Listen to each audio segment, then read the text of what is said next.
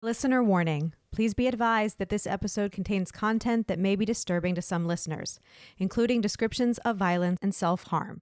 Listener discretion is advised.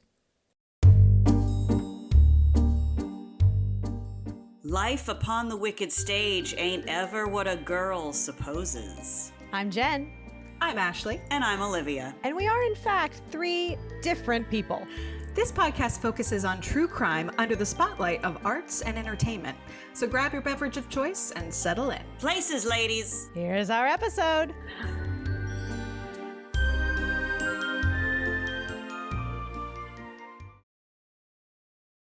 We're here!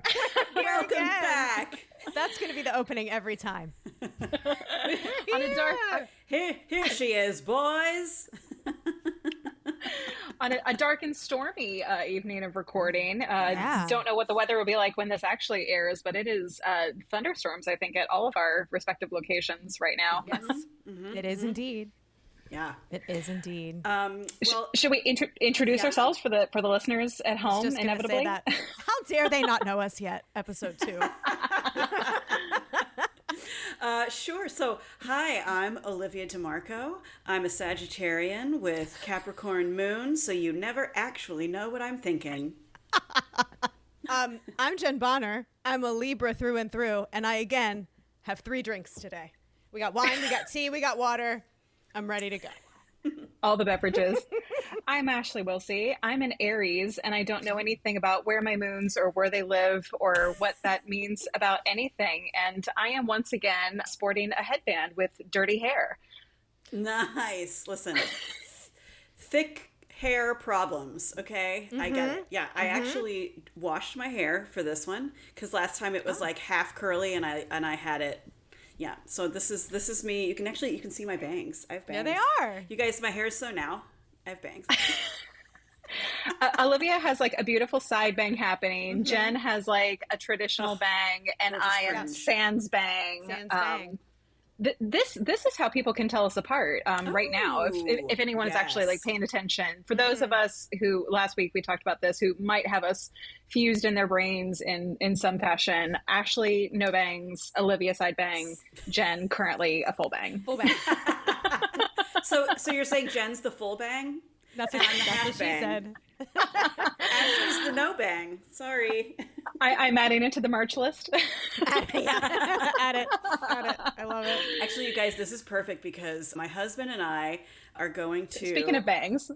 Speaking of bangs, I mean, segue. For the first time ever, we are going to the restaurant Better Than Sex, the dessert place. You've never been? No. Tonight's the night. Good. Very excited. So 9:00 tonight, we will be, even if it's dark and stormy, we will be there. And we have enjoyed, we looked at the menu and we've enjoyed the ridiculously flirtatious and salacious names of the desserts. Yes. And our favorite that we keep laughing about and coyly mentioning to each other is called Pound Town. I hope this is a pound cake. There it is. I am, and I have to order it because we keep... Yeah, somebody has to. Randomly over the last 24 hours, we've been like, excuse me, can you tell me how to get to Pound Town? Shout out to our future sponsor.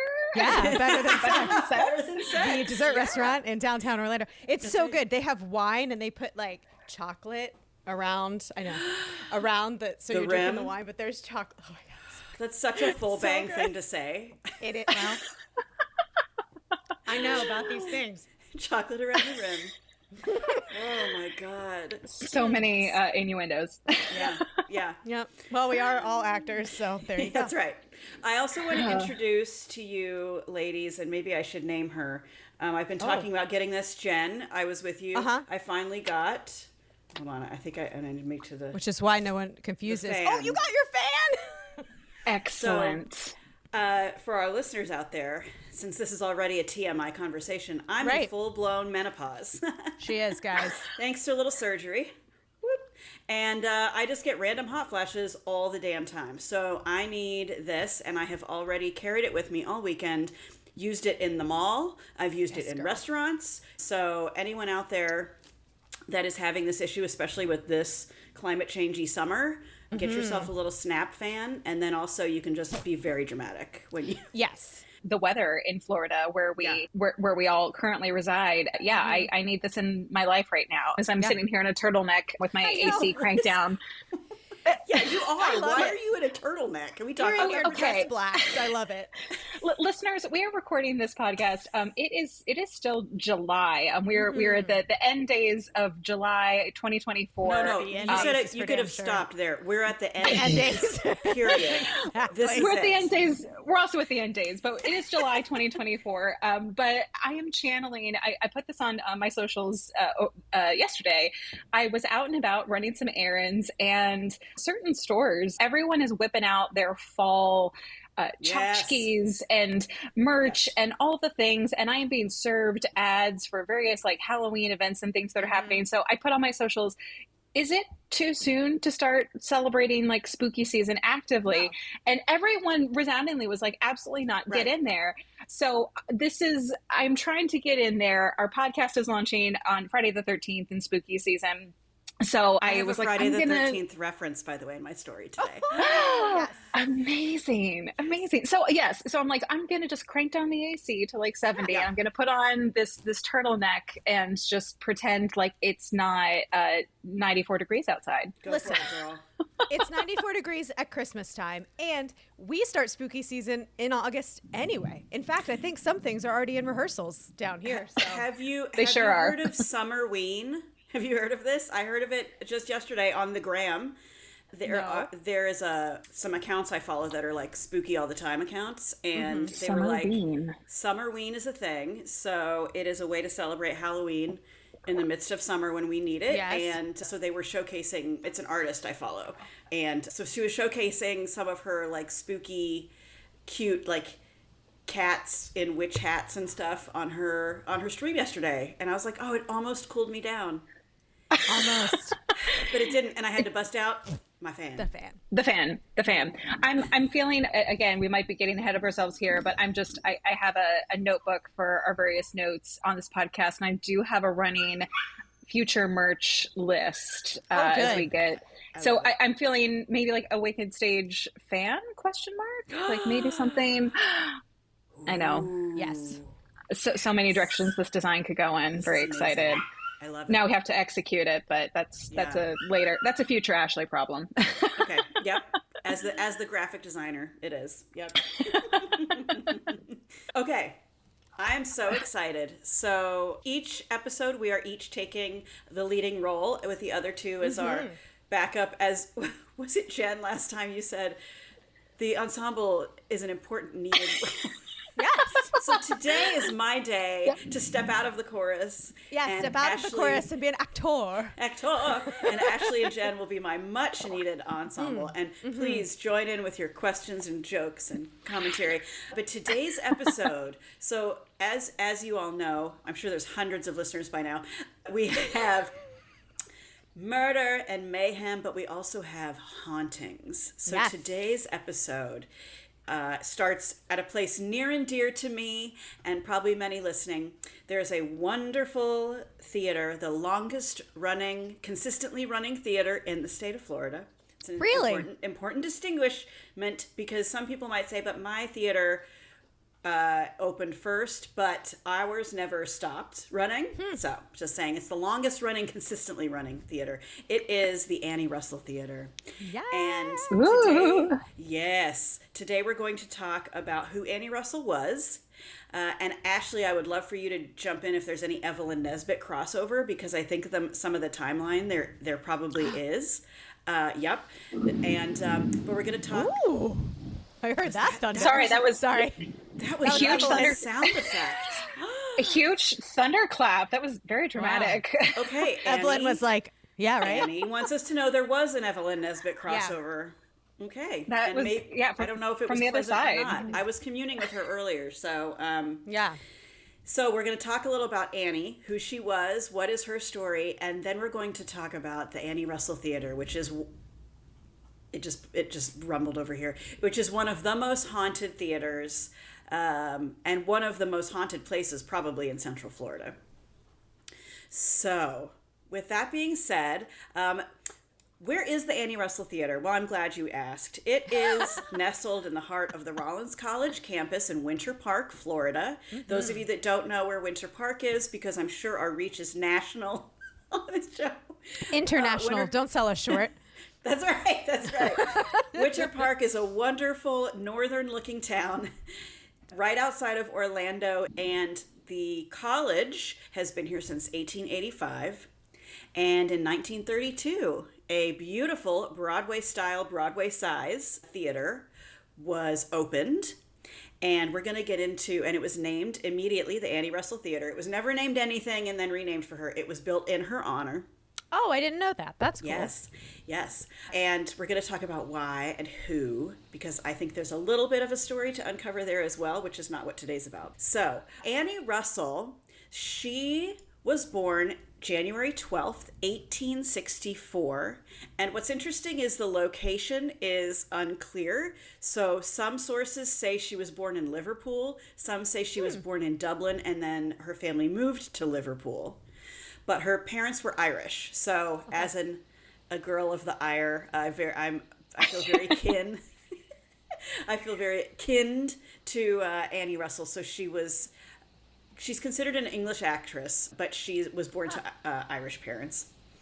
So her family, interesting, I didn't actually know about this until I was researching her for today, and I've done a lot of, obviously, talking about the Annie. I used to work at the Annie for almost 10 years, and full disclosure, I'm an undergraduate from that program, so a lot of these stories I'm about to tell you, I grew up, as I was a fledgling musical theater kid, I grew up hearing these stories. I've experienced some for myself. And so she lived in a convent up until she was probably 5 or 6 years old, which is very interesting. And I think that kind of speaks to her countenance, which we'll get into. And then her family moved to Canada when she was about 5 or 6 years old, and her father passed away almost immediately. So here they were. It was her mother, she had a younger brother and a younger sister, and they're living in Canada, and they were basically destitute.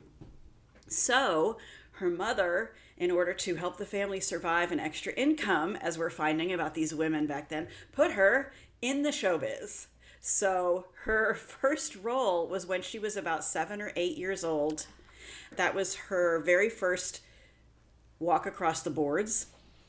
Child star. Yeah. But interestingly enough, and this is where I think maybe the convent part comes in, she was not one of those bold, brassy kids. She wasn't like in Beaches where, She wasn't Baby June. She wasn't Baby June. She was a gypsy. She was a gypsy Rose Lee. She was actually described by those that were working with her at the time. They said she was so timid that they often called her the startled fawn.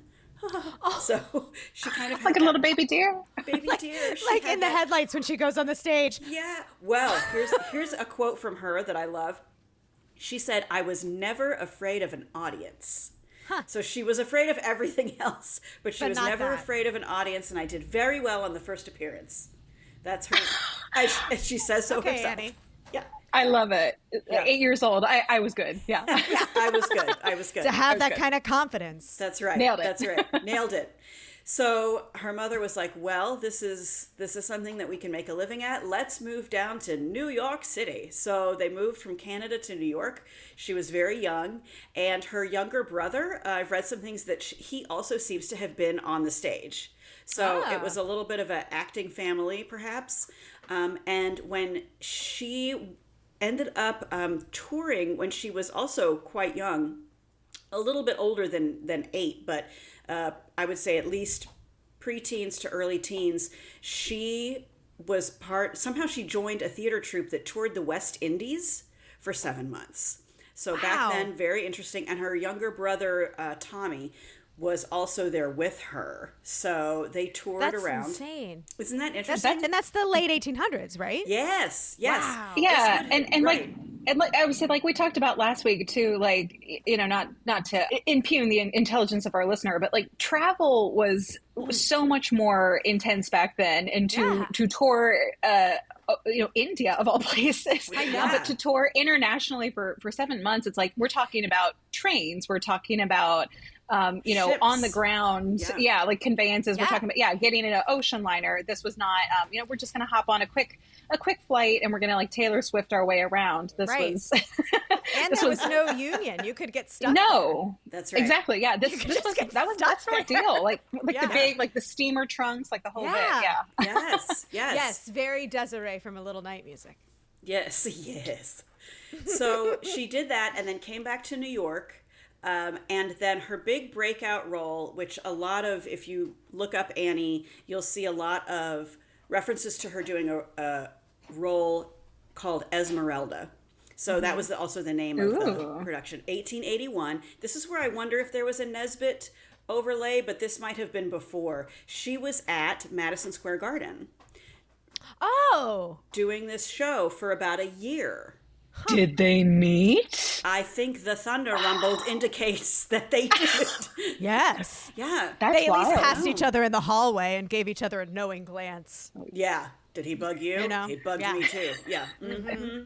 Creepy old man alert. Creepy old man. Watch out for that one. Yeah. So, what if they made that noise to each other when they walked by? That's how it happened. That's how it happened. That's exactly it. Yep.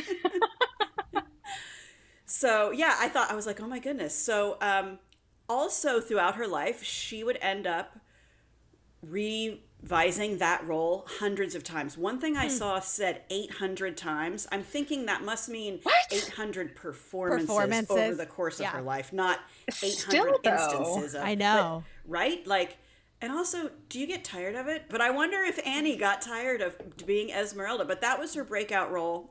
Mm-hmm.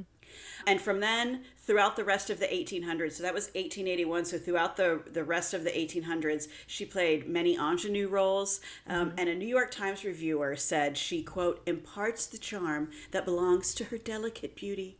So, so many portraits of her are so demure. She looks very frail, thin. She's always kind of looking down, looking slightly away. I think she would probably do really good fan work.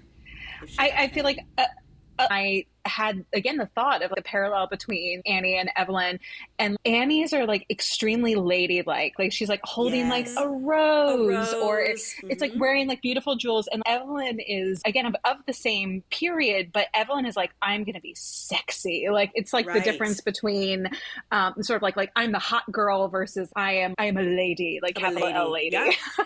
She was a lady with a capital L. I just looked it up, and even their necklines, like Evan Lesbitt had she's like off the shoulders, like nothing, and Annie's all the way buttoned up. Annie was never on a swing. Nowhere can I find a swing that we know of. That we know of. Not a polar bear skin rug. No polar bear rugs. It was always evasive violets, like very, very very ladylike. So, she also married more than once. So I think in the biz back then, a good man was hard to find. But she married. Pause for that moment. We've all had our experiences, haven't we, girls? Yeah, we said the quiet part out loud. Yeah. We don't have an inner monologue here. Just say it. Cheers to that, girls. Yeah. Remind me to get some damn wine in my house. Yeah, you're really slacking. But I have water. What the hell? Okay. Yeah. So she did get married around 1884, 1885, depends. And about 6 years in, he became physically abusive. And around around that same time, so he was a playwright and a stage manager, and around that same time, she fell ill, and this illness seems to follow her throughout. I'm ill. Sorry. Yeah, well, I have a headache. It's like when you fall pregnant. Headaches. Oh no, I'm pregnant. I fell, and it's just the way. Did you fall into something? I don't understand. Yeah, anyway, I'm sorry. I just think that's the funniest saying. She fell ill. She fell ill. She fell into illness. Yes, but this illness continues to kind of haunt her throughout her life. So I wonder, it's sometimes it's referred to as influenza. Sometimes it's referred to as pneumonia, and maybe it was both, but it seems like something with the lungs. Long COVID. No. It's been around for a long time. Yeah, this was the West Indies version of COVID. Yes. So what's interesting, so you mentioned, Jen, that there was no union. However, when she fell ill and she had racked up a lot of hospital bills, these stock companies in New York that she'd worked with, because she was like a sellout Broadway house actress at this point, and they band together and got together about $3,000, which in 1880 cash money. Yeah, exactly. So they paid for her medical expenses. So that's pretty interesting. great. There was no union, but they did value her. But they paid for her. She was a star. She was a star. That's right. They still value that. Yep. This is Esmeralda. She's got 500 more performances to go. Yeah, we need her. We already sold the tickets. We can't lose her. That's probably what it was. It's We already posted on yours. We'll say it was nice though. We posted on social. We can't take it down. We gotta get this girl well. That's right. She's on the social, and by the social, that was like posters on the sides of buildings back then. Right. Nobody wanted to go tear them down. It was cold in New York. A lot harder to pull down a post back then. Yeah. Remember paper? It was. Do you remember paper? Remember the old printing press? So she did say, though, so this happened at the same time that her marriage was, kind of becoming a disaster. And she had this quote that I thought, you could tell she was a really good writer. But this quote is also so dramatic. This is her looking back at this time. And she says, "The storm clouds of physical and soul disaster broke over my girlish head. My health was wrecked, my career cast asunder." Annie. Asunder. Cast asunder. Okay, Annie. Wow. She took a step back from the stage for a while because the clouds her life broke was falling over her apart. head. Yes. Yep. And then when she returned to the theater, it was about 4 years later. So this would have been the timeline. I was trying to track it, and it seems like maybe also because of things like she often lied about her age to make herself younger. Some of these timelines were a little bit tricky to kind of put in exact order, but she returned to the stage, I believe, before divorcing this jerk. Okay. So, but she returned, and one of her big notable roles was Sue in the Bret Hart play Sue, and she returned to do that role, and she played a woman married to a man she does not love. And there is a photo, we'll have to put it on the gram, of her in this role, and she's in kind of a gingham dress. She kind of looks like an Aunt M type of, a very skinny, but like an Aunt M, and she's got like her hands on her hips, and I think there's a dish rag in one hand. It's in the Annie Russell Theater somewhere too, and she just the look on her, she's posing for probably the show poster, but I'm just like, oh, she's had it with men at this point in her life. I am done. I'm done. So then for the next decade, so she divorces this guy, and she's back and forth from England to America, performing roles such as Major Barbara, The Rivals, and She Stoops to Conquer. So she was... I love that play so much, and no one does it. Why does no one do it? I'm a restoration geek. I love it. There you go. And then a lot of the reviews, I think it's so interesting because we're going to find out she actually was, I think, quite a strong-willed woman. But whenever she plays these ingenue roles, she's always referred to as delicate, exquisite, half celestial. But a female reviewer, one of the only ones at the time, referred to her as a force and emotion, all tears and fierceness, which I like that. I was like, Ooh, the woman got it. The lady reviewer. She's like, I see what's happening here. Yeah, and she's acting in a time when it was not, it sounds to me like she was a little bit more of a realistic actor, a little bit more method, as you call it. Probably, yeah. Whatnot, as opposed to I'm acting like Sarah Bernhardt, on stage. She was a little bit more of the Eleanor Duse fame of really internalizing the roles, which was not common. Right. A more subtle performance. Yeah. Right. Yeah. Yep. Feeling it instead of emoting it. But then in 1904, she meets another English actor, Oswald York, who she marries. Again. What a name. Isn't that a great name, Oswald York? Had to marry Oswald. Had to. That's right. And she married Oswald.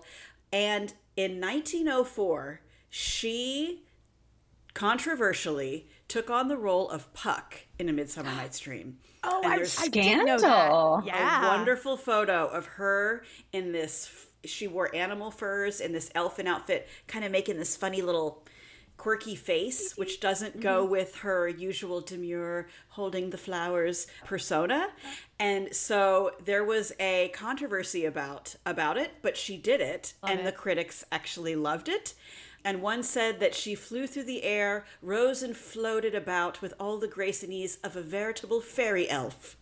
Well, so she nailed it then. She nailed it. I love it. It helped her show that she had this expanded role. She didn't have to play the damsel all the time. She could be mischievous and funny. She had some range. Mm-hmm. Exactly. Yep. Range. What a thing. And that helped her to become basically one of the highest paid actresses during the Gilded Age. Awesome. That's awesome. Yeah. Wow.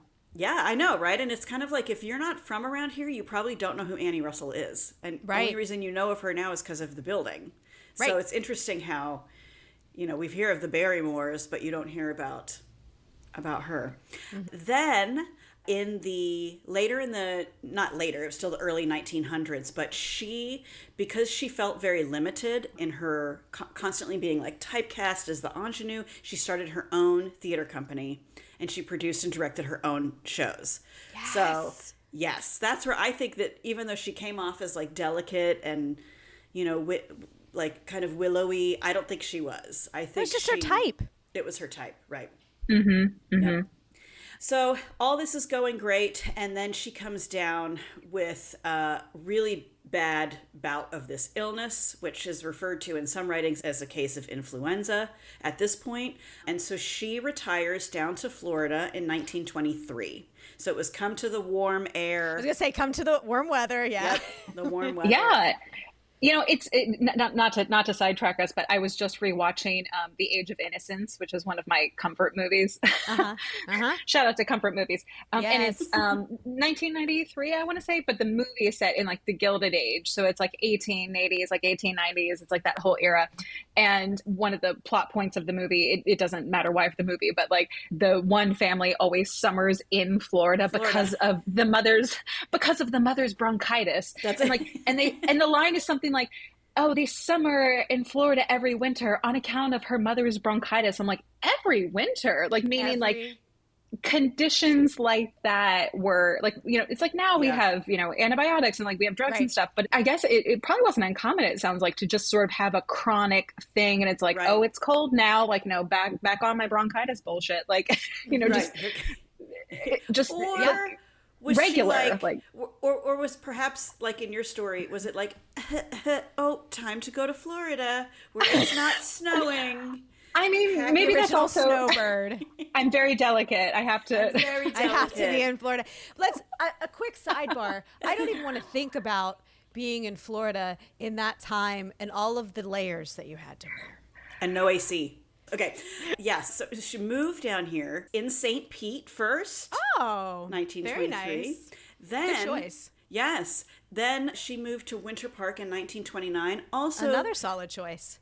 Third solid choice, divorced Oswald in 1929 and moved to Winter Park in 1929. So it's kind of like, I think she just was like, I'm unloading all my baggage and let's go to Winter Park where all the rich people are. And I'm moving to Central Florida. Let's go. Leaving it behind, twice divorced before it was even cool. Like, that's exactly right. She was an actress. She was fine. Yeah. Before Elizabeth Taylor, we've got Annie Russell out here.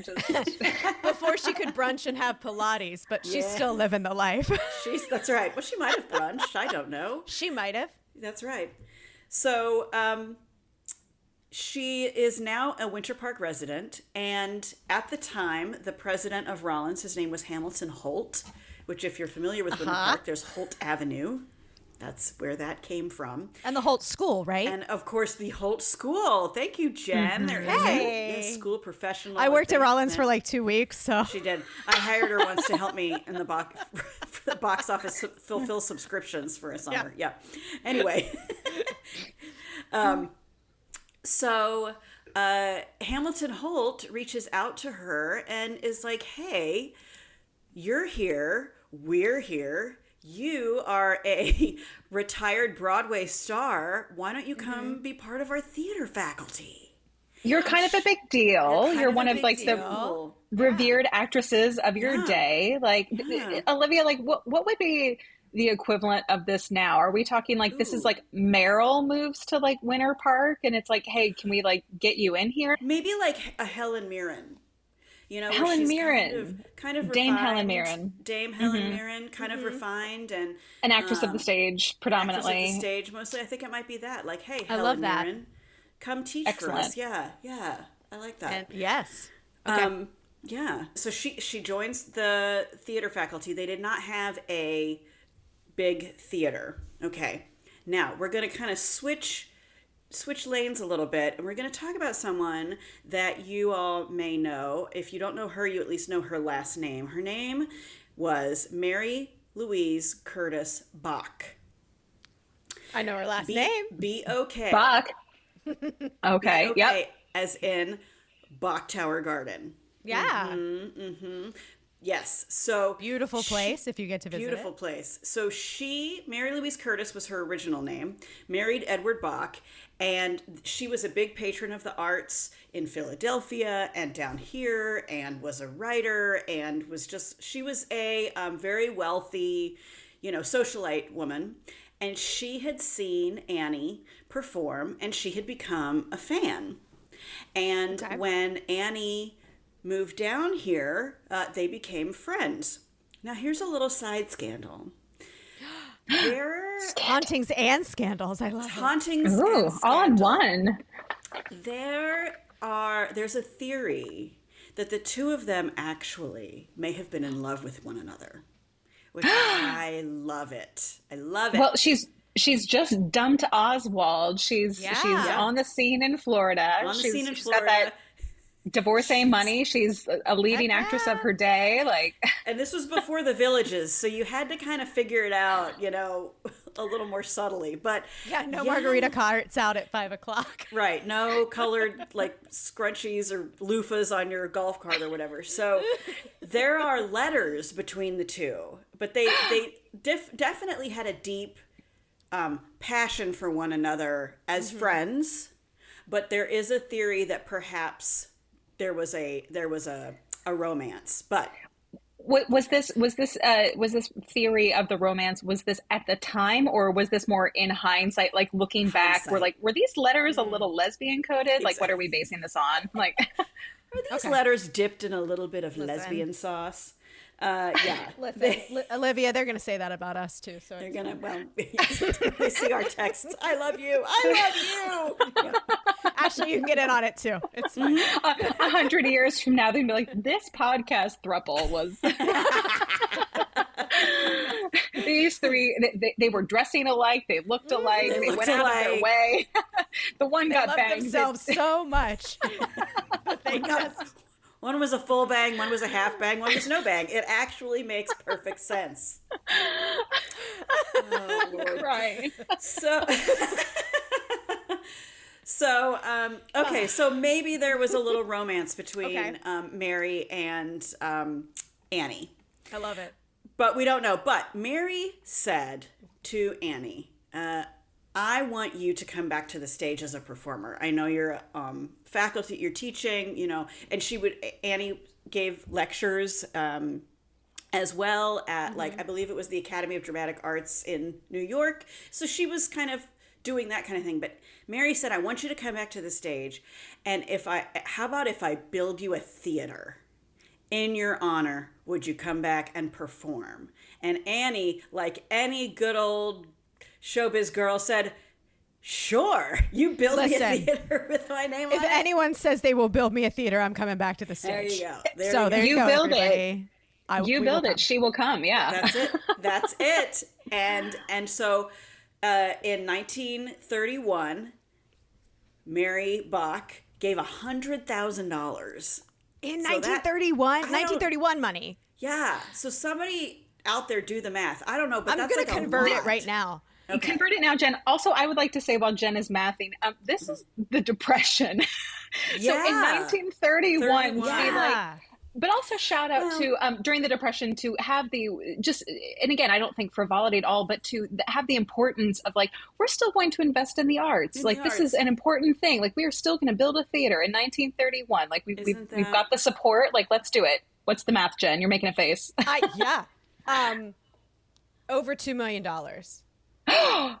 Wow, just out of pocket too. Like goes to show that like market crashes and depressions only affect the poor people. It really doesn't affect the ultra rich.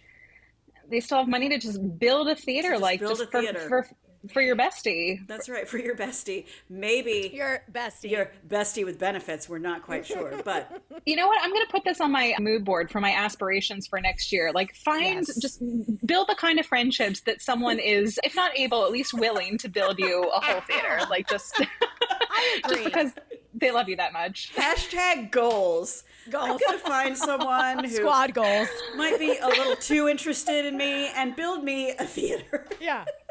But you know what? Better this sort of situation than like, more of, again, like a camaraderie, like, a two-way street than like, again, like creepy old man alert where he's like, I'll take care of you, sweetie. And you're like too young to like know what's happening. I'll pay all your bills. No. Like, I'd much rather you this. a theater. This was like, hey girl. You know what? Hey girl. Yeah. You're not done yet. You know what, girl? You're right. I believe in you. You're right. I'm not. Aw, it's so much less skeezy, isn't it? Yeah, it is. It's like you're talented and like you're my friend and you're here and I'm here and again, like you said at the start of the episode, Olivia, like there are were not a lot of theaters. I think like theaters proper that were necessarily like existing in Central Florida at the time, where it was like, where do you even perform, even if you wanted to? You can't just roll up to the Performing Arts Center. It didn't exist. It wasn't a thing. Do you know what other theaters were there any others in the area around the time? I know that the Stetson College campus, because that's why Rollins always says the longest consistently running theater, because Stetson was built before. The theater was built before, but they went dark at some point. Mm-hmm. And Stetson is in DeLand. Stetson is in Volusia County, nowhere near here. No, which for us is an hour and a half with a car. By highway, yes, car and highway, which again, and by probably horse and buggy. By your Model T, having to go around Lake Monroe. Oh my God. Yeah. Oh my God. Much more of a pilgrimage. Come on, kids. Pack clothes for the next 2 nights. We're going to go see a show. Truly. Yeah. So the Annie Russell Theater, they're like, hey, like let's build a theater proper here in beautiful Winter Park on our college campus. Yeah. It's gorgeous. It's modeled after a Broadway theater. It's a 300-seat theater. So Mary Bach was like, girl, I'm going to build you a theater. And the very first play, when it opened in 1932, was called In a Balcony. And Annie was the star. And so that was her return to the stage. And now that's going to play in to the ghost story a little bit in a bit. I can't wait. Are we almost there? We're almost there. Yes. So then also Annie directed, which there are some portraits or paintings from, she directed a production of Romeo and Juliet after that. So this would have been early 1930s, probably like 33, 34. Then there was one other production that she performed in called The 13th Chair. And I don't know anything about it. It sounds a little creepy. I'm not sure. But she performed in that. And then she, due to pneumonia, double pneumonia, so again, lung problems came back. And it sounds like it wasn't a great passing. It sounds like it was very difficult. And in January of 1936, she passed away from this. So she would have been 78. Here, do some math again, Jen. So she was born in 1864, and she died in 1936. 72. 72, yeah. 72. I did not do math that quickly in my head. I used a calculator. So everyone knows I'm going to be very transparent. So I can count 5, 6, 7, 8 really well. But yeah. So wow, so she did not live that much longer after the theater was completed in her honor, but she got to perform there and she got to direct some shows and see the fruition of the project. Yes. That's great. Yep. And maybe she stayed? And sources say she didn't go very far. So Where is she buried? Is she buried in Winter Park? She's not buried in Florida. I think Really? that it was and this was in my research and I didn't put it in my notes. I want to say it's somewhere in New England, I think, that she's buried.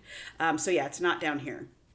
There is a rumor that there is a grave in between the theater and the chapel, but it wasn't hers. Yeah, exactly. We'll go one night with a metal detector, but listen, we know the Winter Park police, so they'd be fine with it. Do we? Jen and I. Well, yeah. Listen, Ashley, you're gonna have to start hanging out with us a little bit more. Clearly, I missed whatever this moment was, but we'll circle back on that later, I guess. Yeah.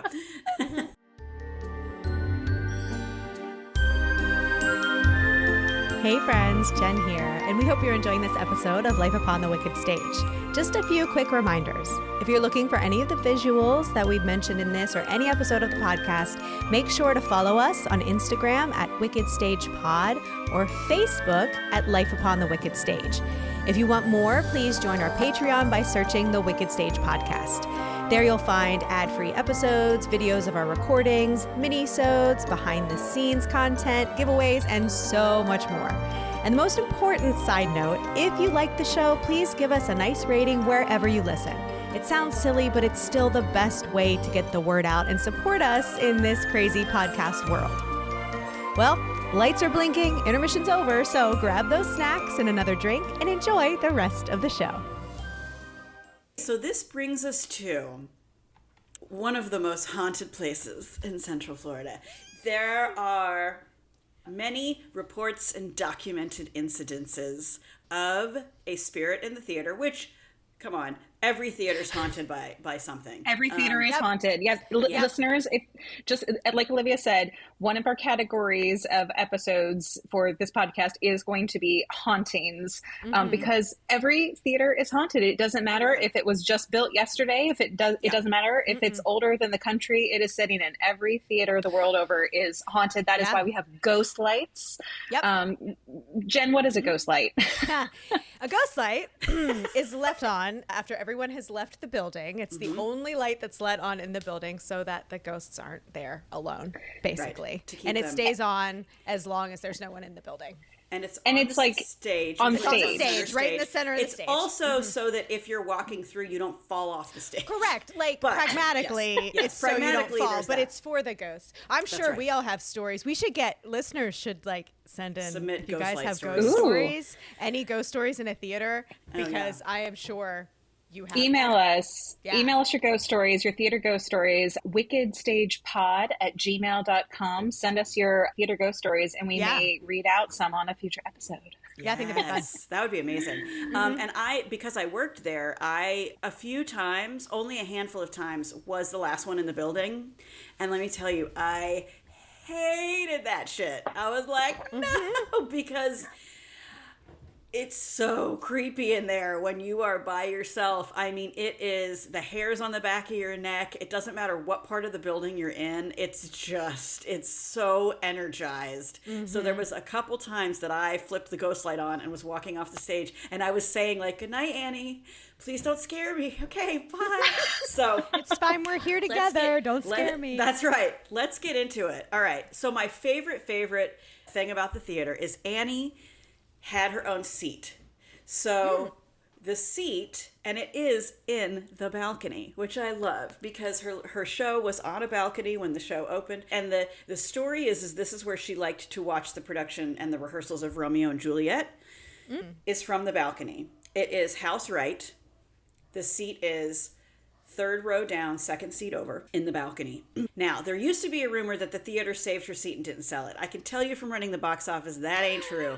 That ain't it, kid. You want to put butts in seats, you're going to sell it. So did you upcharge it, though? You should have upcharged it. We should have upcharged it because this seat is very haunted. Yeah, we might not be sitting alone. We're not sure. Yeah.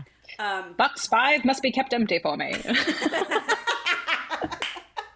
There was a my letter Michael that Crawford. arrived. It was perfect. I saw it when I not went to the Paris Opera House. It was the greatest day of my life. Continue. So good. So the story is that seat has at times, the seats fold up like a theater seat. And at times in rehearsal, that seat will be down.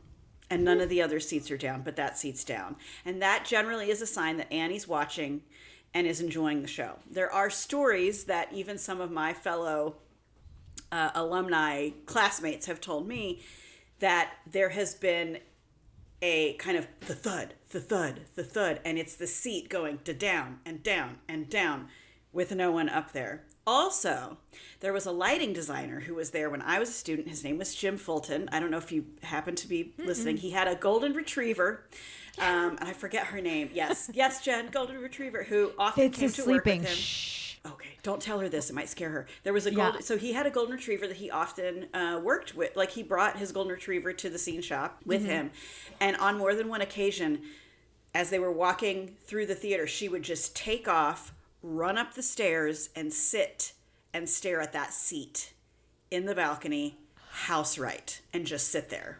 Oh my God. And that came directly from him to me. So that is not a hearsay. That is he told me, and he told many students that she was known to do that. Yep. I wonder if Annie liked dogs. Probably. That's a good question. But and the dog wasn't growling, just sitting there like, here's my friend. I'm hanging out. Also, there have been, it's a little creepy, but disembodied applause, which I like, is the word. So people, if they are rehearsing in the theater late at night by themselves, there have been reports that after finishing a monologue or a scene, there has been clapping coming from out in the house, and there is no one there. Listen, that is my goal. Disembodied clapping. Like, you're in there all by yourself and somebody just applauds you. Thank you. Thank you, Theater Ghost. Goal in my life. Thank you, Theater Ghost. Yeah. Like, Annie's very encouraging. That's what I'm going to be when I'm a ghost. You can do it. Ghost. A friendly ghost. I'm proud of you. You can do it. You got this, living body. You can do it. Great. Annie and I are on the same page. I love it. Yeah.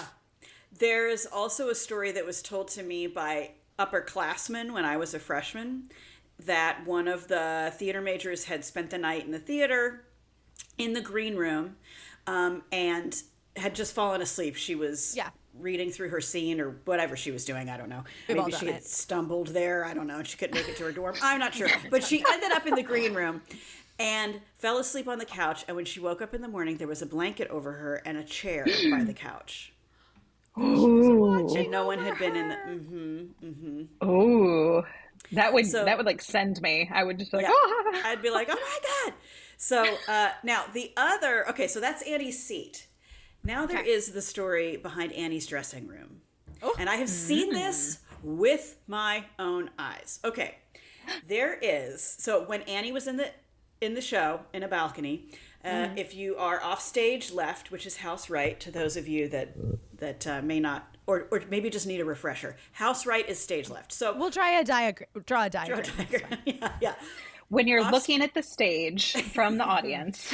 Yes, to the right is house right. But when you're on stage, it's your left because you're the actor. So anyway, it's off stage left, way up high.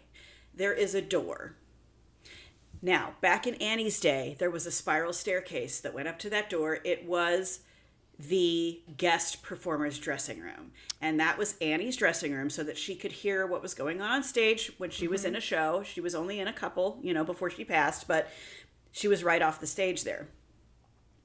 That room, since when the theater was remodeled at some point, the staircase was taken down and the room was closed off. It still has a door. It's used for electrical equipment storage for the lighting system.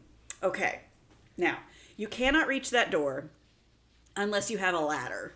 I'm talking, this is a serious ladder. Close to the top of the flies. Like, it's up. It's probably a good 15 feet up. The story goes, if the door is open during a performance, Annie likes the show. Annie's there and she's watching the show. Now, when I was a freshman, we were doing a ridiculous show called Enter Laughing that no one has probably ever heard of, and there's a reason. It's very cheesy, but it was, great at the time. I was an assistant stage manager. That door was not open, okay? Like, I was an assistant stage manager. I was in charge of sweeping the stage before and after and whatever. So I was often the first one in, one of the last ones out. Mm-hmm. One night during the show, I looked up and the door was open about 6 inches. And I was losing my mind. I was running around going, you guys, Annie's door's open. Annie's door's open. She likes us. She really likes us. Nobody had been up there. There was no ladder. We were already in the run. It wasn't like somebody went up there to get anything. It just was open. Wow. So that, yes. Yep. Spooky. Yeah. So, okay, here's my... Oh, and then there's, of course, like, sightings of... There's been many... like apparitions. Apparitions. There's been many sightings, many photographs. Actually, a girl I know, Katie Marzullo, shout out if you're out there. She was a theater major with me, a friend of mine. She took a really cool photo of the back hallway. There's this bizarre mist that's there. So there's all kinds of things like that. And oftentimes... I'll just share these on the gram. Yeah. Yes. I'll see if I can get her to send it to me. Yeah. Oftentimes in the... lobby in the dark has been seen a woman in a lavender Victorian dress specifically. Ooh. I love that it's lavender and it's not just the woman in white or the woman in gray. It's like a lavender, smoky lavender. And I saw a photo there were several times when I worked there, ghost hunters would come through and ask if they could book the space. It happened at least 4 times when I worked there. I'm sure it's happened since. It's just one of those hotbed areas. And I saw a photo from one of them that was... They took a photo from the stage of the lobby, and in the back of the theater, if you've never seen it, there's the raised boxes that are behind the main orchestra. And in the back of the boxes are these beautiful stone archways that look into the lobby.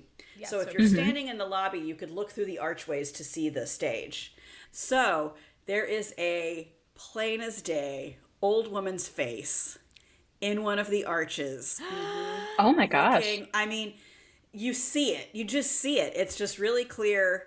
Wow. I do not have that photo. It was one I saw that the ghost hunters had. I do have. See if the internet can track it down. The interwebs can find it. Yeah. Here's one of my favorite stories. So you've got Annie's door off to house left, right? Stage left. Stage right. There is a painted in black paint message that goes from the ceiling all the way to the floor. It's painted in like a single brush, like a big black paintbrush stroke. It was painted to commemorate an incident, and it was partially covered by like the HVAC when I worked there, and then also when I worked there was a renovation, but you can still partially see it. Okay.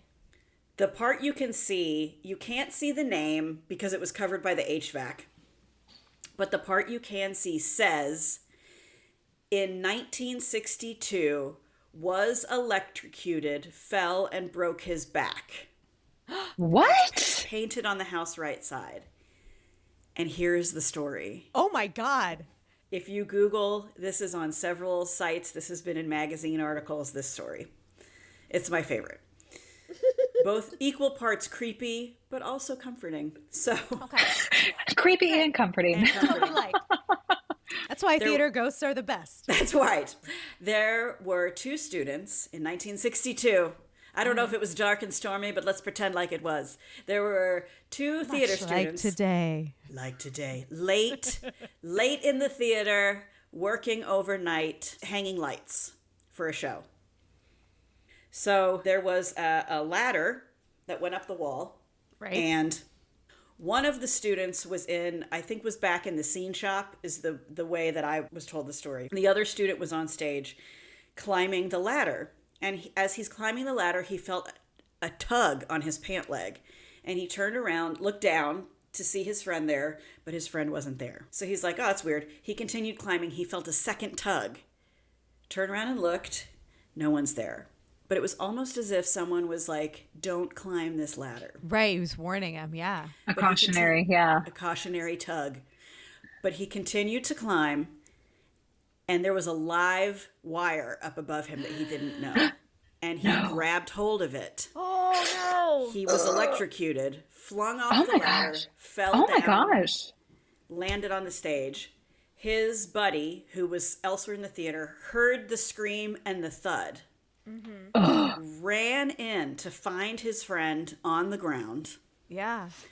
And he's like, I'm not sure if I can tell you that this person survived. I don't know if they were unconscious or conscious laying on the ground, but probably they're unconscious, okay. I'm guessing. They'd been electrocuted and had fallen and did break his back. So this person ran to, there was a phone in the hallway. I used it back when I was a wee little freshman in the 90s when we had landlines, kids. There was Stop a thing it, you're called aging a yourself. landline. Stop it.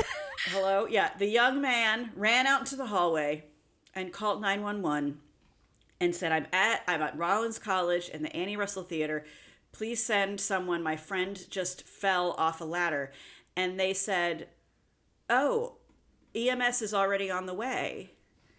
And he said, what do you mean? And they said, an elderly woman just called. No. Annie! And paramedics got there immediately. Yep. Oh my God. Yep. Annie called. Annie called. Annie, are you okay? Are you okay, Annie? Yeah.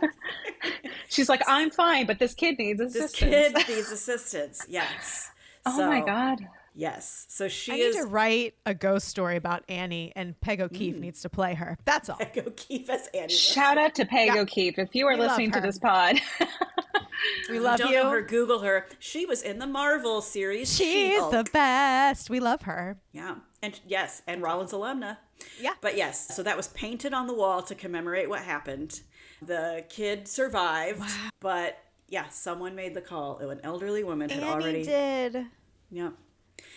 So now, those are very lovely and nice stories. However, there are definitely some negative entities. The ghost hunters that have come in have picked up on dark spirits as well. So a lot of photos are orbs, mists. However, yes, there was one I listened to. They put it up on YouTube. I could drop a link somewhere. There's a ghost hunter episode on not Ghost Hunter, the show Ghost Hunter. It's a group of ghost hunters. Yes. Wait, Zach Bagans never came. He needs to. No, but there's been like a dozen. I don't know where he's at. Like, he does need to come here. Hello. He does. It's like catch-all term ghost hunters, lowercase g. Yeah. We'll start tagging him. We'll get him there. Okay. There we go. So they have some audio recordings of someone being like, I will get you, like things like that. So it's like, ugh. So there is do we think this is like other ghosts who just like bandwagoned in Not like Annie. Other like Annie Not would never, Annie. I feel. Like, Annie would never. Well, because that's the thing about theaters too, is that ghosts can kind of come and go. That's why you have to be careful when you leave, because sometimes they can go home with you. Just like the hitchhiking ghosts. Or ghosts will follow you home. Yeah, exactly. So that's why you have to be careful. But their ghosts are like not tethered to theaters as much. But they're attracted because of the high emotional the energy. charge. Yep. Right. Yep. You know what, Jen? This all of our actor. This is a total non sequitur, but this you may have solved a mystery for me. Oh, yeah? Because I did not know. I was today years old, friends. I did not know about theater ghosts being able to leave and follow you home. Mm-hmm. But so I had a house. It was my second house that I ever owned. My first house I owned was it was 100 years old. It was over 100 years old when I bought it. It was built in 1901. Mm-hmm. It was a historic house in the downtown area. It was super cute. It was great. And people would always ask me, they're like, your house is really old. Is it haunted? And I was like, no, like I never experienced like anything, like no energy, no noise, like nothing. I built a house like from scratch, like new construction. You yourself? Did you have like a little hammer? So multi-talented.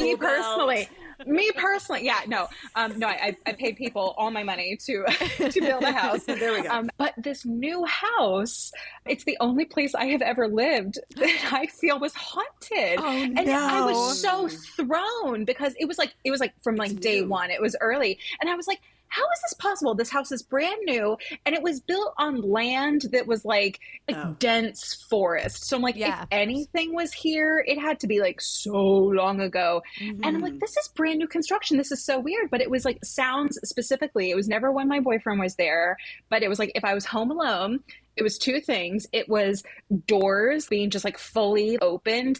Not a loose door, again, brand new door. Everything's like, tight and shiny and perfect. And so just like the laundry room door is suddenly wide open. I'm like, I know that door was shut. So a lot of doors opening and closing like throughout the day. And the second thing was that my attic was unfinished. But it was nothing up there but beams. Like I didn't even have storage up there, like nothing. But I would hear the sound of footfall, like walking, like someone was walking in the attic, like to the point where I went up and I like got in the crawl space. Like it didn't even have a pull down ladder, had nothing. But I got up in the crawl space and checked to make sure there wasn't an unhoused person had like like taken up residence like, in my attic. Wait, I was like, but were they like also a gymnast? Because they'd have to be like balancing on the beams. So never solved this mystery, and it was there like the whole time I lived there. So it's like 2.5-3 years that I had this house, and it was like this the whole time. It never stopped. But I was perpetually confused as to like, how was this brand new house haunted? But we may have solved the mystery because I was doing shows throughout that time, and maybe a theater ghost just like bandwagoned on one day and followed me home, and that was and we know Bay Street and Ice House are both very haunted. So I was doing an Ice House show, so that we might have solved the mystery. What happened. Yeah, good. I did leave it. I did leave it there. The ghost stayed there. So when I moved out, I did. Good. Great. So it's like, see ya. I was like, you can stay right here with the new family. It's Hopefully they're having a great time. Yeah. How do you keep the ghosts from following you home, though? This is like a future concern of mine now that I've done this once, apparently. I'm going to look it up. I looked that up a while ago because I had... Now you're talking my language. Yes. I had my keys. Yeah, I need help. My keys would disappear when I was doing something up at Bay Street, and I was like, oh my God. Yeah. And that there are ways that you can shield yourself from energies because energies can, and they don't necessarily have to be malicious. They just might find you interesting.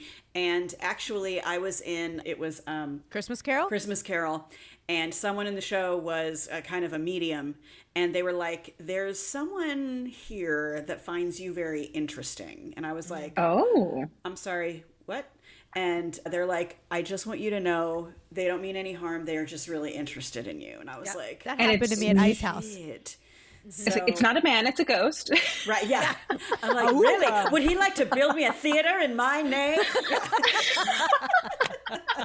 A patron where? That's right. Oh, gosh. But you can shield yourself. You can do even just a visualization of yourself being surrounded by light and that nothing can penetrate. That will really be enough to just like let anything that's on you just fall off of you. Yeah. Mm-hmm. Sage is also great. If you want to sage yourself before you leave and get in your car. We'll do some merch about like away from you. Adding it to the list. Like with all of the directions so you Write never that down. Write it down. It's called Sage. The unhitchhike your ghost package. It's gonna have this is such a tangent, but this is vital info. It's really important stuff, guys. Oh my Tourmaline, sage. Yeah. Anyway. So malicious ghosts may or may not have gotten into the Annie, not Annie herself, but not Annie taken herself. Up However, and here there is a dark story involved with the theater. Okay.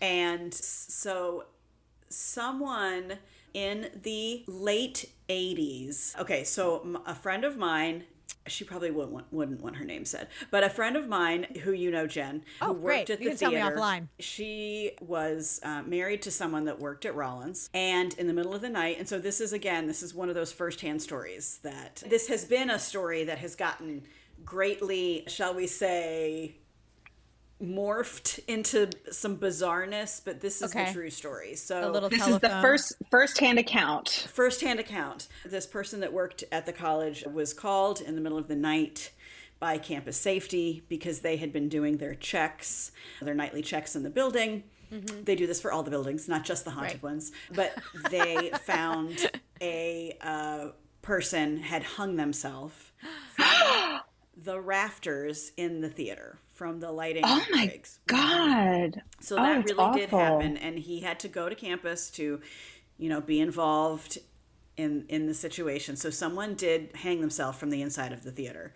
So the employee was called to say, hey, we're so sorry to let you know, but like this has happened in the theater and you need to let appropriate people know. Exactly. Was it someone like from the theater? No, it was an employee of the college, actually. They just came to the theater to do it. They had just come to the theater to do it. I don't know. You've got some beams. You've got some. It's very You've got ropes in there. Yeah, you've got ropes. You can, terrible. and you can, and in this theater, actually, I think probably most that there, you don't have to extend a ladder. There are rungs built into the wall so that you can climb up into the sky, into the to get the ropes for the curtains and stuff. Exactly.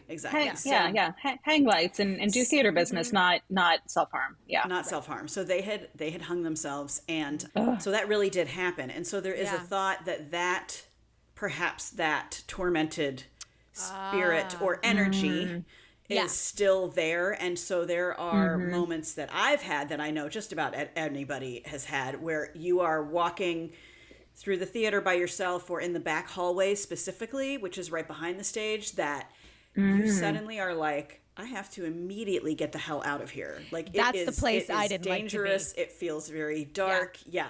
It is. Oh, you wow. didn't like to be there when you were there. That was I was only there really for 2 weeks when I worked with you. And mostly I was with you, but there were a couple of times I would go back and forth, and that I didn't like being there. That hallway, something's not right in that hallway. Now the story has gotten, when I was I found out the true story as an employee. When I was a student, the story that was told, and let me debunk this for anyone out there that's heard this, that someone had hung themselves in the trap. And so the trap is the space under the stage. There's also a dressing room down there. It is also equally creepy, but the story was mostly just because it's like in the basement. It's in the basement under a theater. That's scary. It doesn't matter. It could be the most well lit. Yeah, that's scary as hell. Never have we ever seen just like a comforting, like cozy theater basement like that. Not a situation. There's always like a weird door in the wall that's 3 feet high, and you're like, what the hell is? Which also there is that, by the way, down there. A door with an upside down cross and padlocks at a theater that I just worked at. I'll find that story out for us later. Put a pin in that, Jen. I'm investigating. We need to come back to this. What's the theater at the Bay Street where we've all worked? They called it the Pit. It was pit, like as in like pit of hell. Like it was like just a pit dug into the earth. Like put the kids down there. Go down there, children. Kids' dressing room for Oliver. It was great. Yeah. Oh, let's put the children down there. That's a great. That's where you put them. That's where kids belong. In the basement. Put the kids in the pit. In the pit. Listen, I don't know. I was always in our fancy equity rooms right off to the side. So. I mean, it was Oliver. Throw them some bread. They'll be fine. They had a great time. So the story became that someone had hung themselves in the trap. Now, as a student, I believed it. We all were like, oh my God, that's so scary. And then I got older to be like a senior. And then I was like, and a couple of my like older senior, as we became upperclassmen, we kind of started to question that particular story, because we're like, wait a second, the trap is like 6 feet tall. Like, how do you hang yourself in the trap? Right. Like that. Wait a second. This doesn't. You have to be very small. Right. Physics. This doesn't make physics doesn't. It doesn't make sense. And where would you attach it to? So then when I found out the true story, I'm like, oh my God, that makes so much more sense. But now I'd like to tell you, we're going to end with my close encounter. Okay. Olivia, you buried the lead here. You've had a personal close encounter. I have a close encounter, and I have photographic evidence. And I have physical evidence that I couldn't find today. You still couldn't? You couldn't find it? I couldn't. I was looking You'll find everywhere. it. You'll find it. If you do find it, we need to post this on the gram along with all of our other content for this episode. Yes. So listen, even if it's 2 years from now, you find that. I have it. We'll update the post. Yeah. I think I put it somewhere very safe. And that's you don't the remember where that is? There's the rub. So, okay. ADHD. Thank God. Yeah, thank God I Same knew girl. It. Yes, I'm so organized, I can't find a thing. Yeah. I can't find a thing. Like, I was like, I know, no one will find it here, including me. So we were renovating the theater. The year was 2010, and the renovation was tearing out all the seats that had been there since like the 70s. So like, tearing them all out was part of it, and putting in new seats was the big thing. And so I was the marketing box office manager at the time. And I was there with the wonderful Blair Johnson, who was the house manager and like den mother, basically, of the theater. And I was like, I want to document this process, you know? And so I went out onto the stage. The workers were there, but it was right before they started taking things out. Mm-hmm. And the head contractor guy he was really friendly, and he was telling us stories about like he had put seats in like the huge arenas around the country and really cool. And he's like, this is such a cool space. Do you mind if I take photos of the artwork in here also, because I'm a part-time photographer, it's a hobby. And I was like, yeah, I would like to take some pictures from the stage of the before and the after and the during. And he's like, oh, let me show you how to set up the camera. So he actually set my little digital camera. Kids, gather round. We used to have cameras that were not part of our phones. A separate device. A separate device. Come closer to the campfire. It was kept next to the landline phone. So you have to charge the batteries. That's right. There were batteries. And before that, you couldn't even check it before you wrecked it. That's right. This was luckily it wasn't filmed because it was digital. So we set the camera on a ladder. And he did like he knew how to do a time release. So it took like a series of photos over the course of, I think it was like 10 seconds, just so we could get like a good, so I was like, cool. So he said it, we stepped away. It was like click, click, click, click, click, click. And I took my camera, went back to my office and popped the SD card. Children, SD Got around cards. Again. I don't know what SD card. What did that stand for? I don't even know. But it's where the photos lived. Okay. And so I put the SD card in my computer. I did have a computer, and started looking at the photos because I have a computer, not a typewriter. That's right. It wasn't a typewriter. I'm sobbing. Oh God. And started looking at the photos, and something caught my eye in one of the photos. Every photo up to this photo was normal of everything. It's a theater. There's seats, and it was, and then every photo after, but this one photo had this bizarre light effect in it. And I was like, Blair, get in here. So she came in, and the guy who was the contractor, because I said, you're a camera guy. Can you explain to me what I'm seeing? Because as much as I do believe in ghosts, I also do believe in natural phenomenon that, Sure. Sometimes it's not an orb, sometimes it's dust. Okay. Dust. But sometimes it's an orb. And in a theater, it could be both. That's right. Absolutely. So if I have the photo uploaded into our drive so that I can have you all look at it if you want to while I'm talking about it. So if you go to our drive, and you go to Olivia's folder, there's a light trail and not light trail photo. Okay? These photos were taken a second apart. If you look at the light trail, if you look at the regular one first, it's just a theater. Yes. Okay? If you look at the other one, you will see a beam of light is coming in a slight wave from off to the right side of the photo. It's like halfway up the photo. It's like it's being shot straight across. But then it makes a 90-degree angle down. Yeah.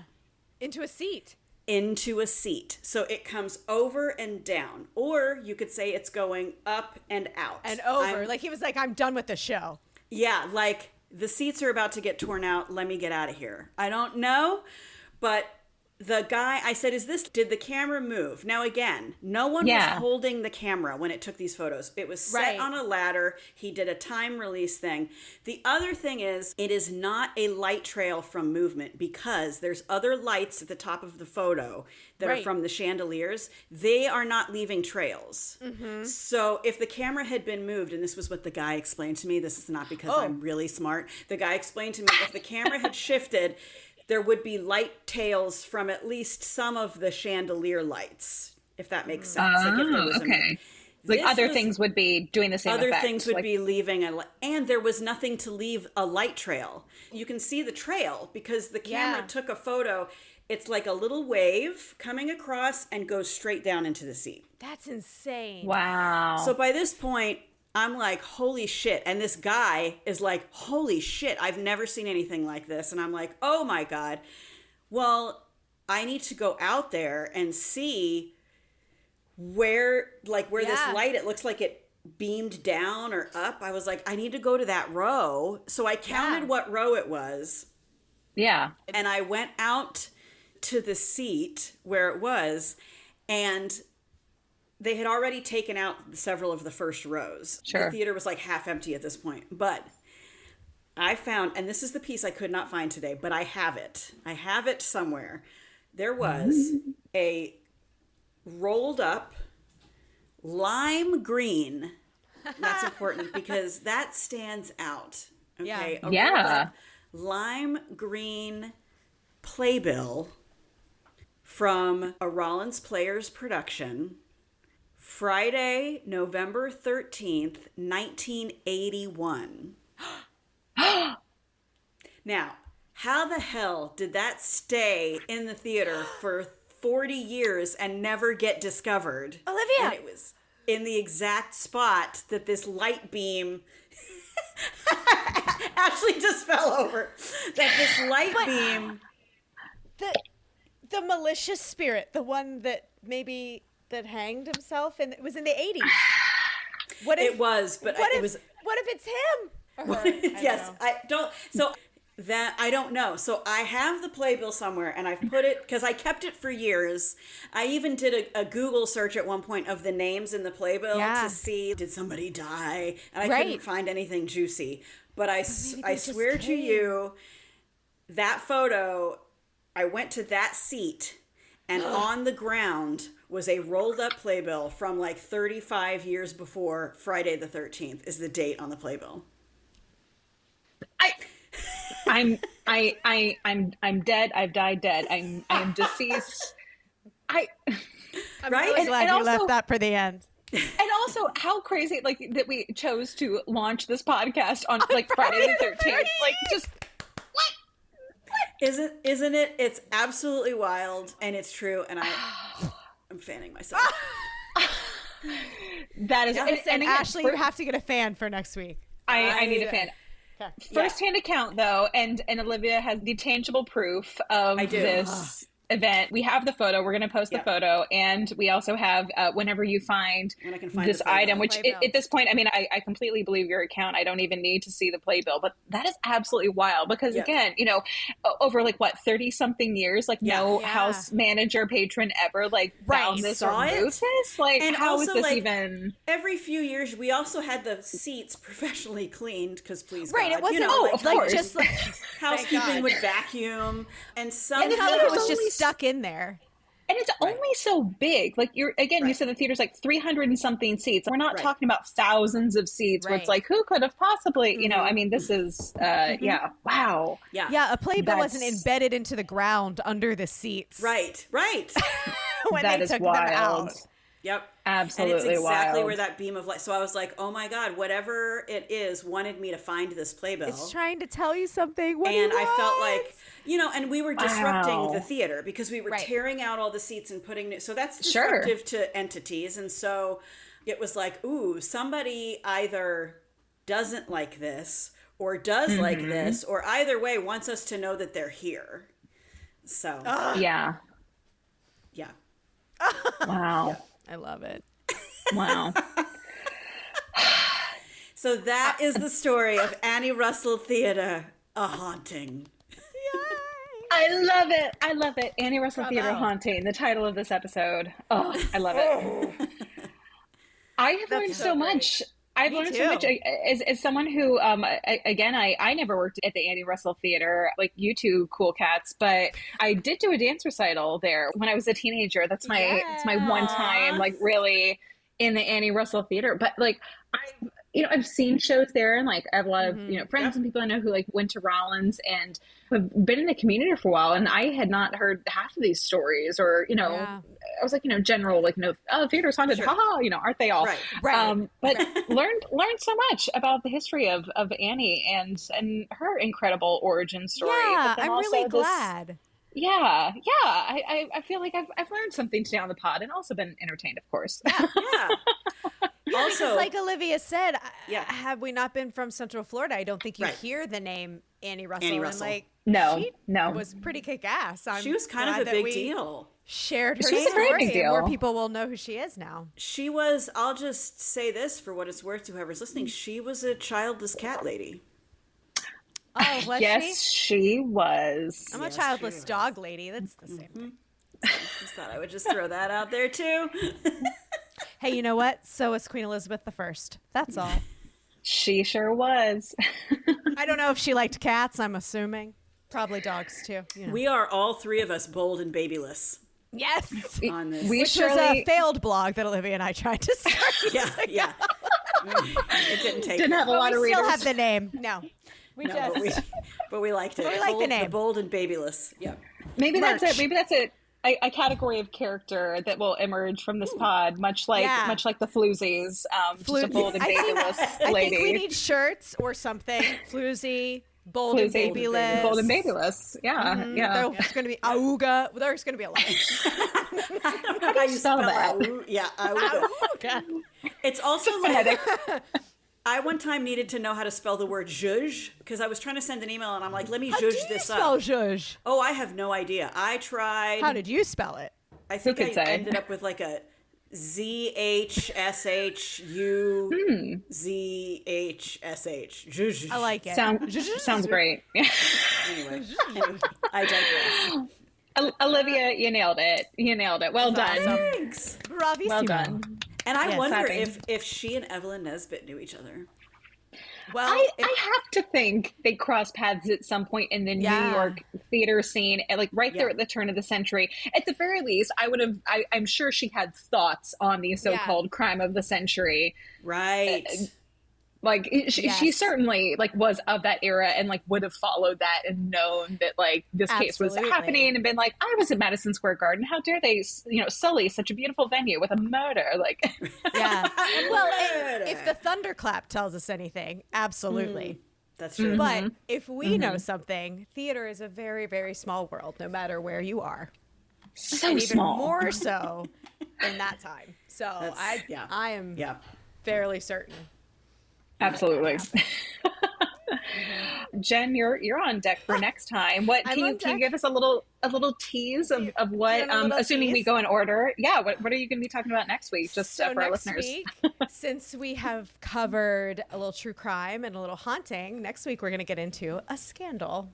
Ooh. And we're going to talk about, and I said it a little bit earlier, that restoration theater is my jam. So we're going to get into a little restoration theater in England and a wonderful actress, one of the very first ever, named Nell Gwynn, and her lifelong affair with the King of England. Ooh. And all the things that went along with that and the theater, because it was just a scandalous time. But God, it was fun. At least it seemed. Very excited. And another floozy alert. I was going to say lots of floozies. Floozy alert. Lots of floozies, some oranges thrown in. Oh. We'll get to it. Yeah, I love it. Awesome. Excellent. Great. All right, friends. Well, until next time. And scene. Thanks for listening to this week's episode of the Wicked Stage Pod. Follow us on Instagram and check out our Patreon for more exclusive content. These deliciously wicked episodes drop every other Friday, so make sure you subscribe or follow and don't get left waiting in the wings.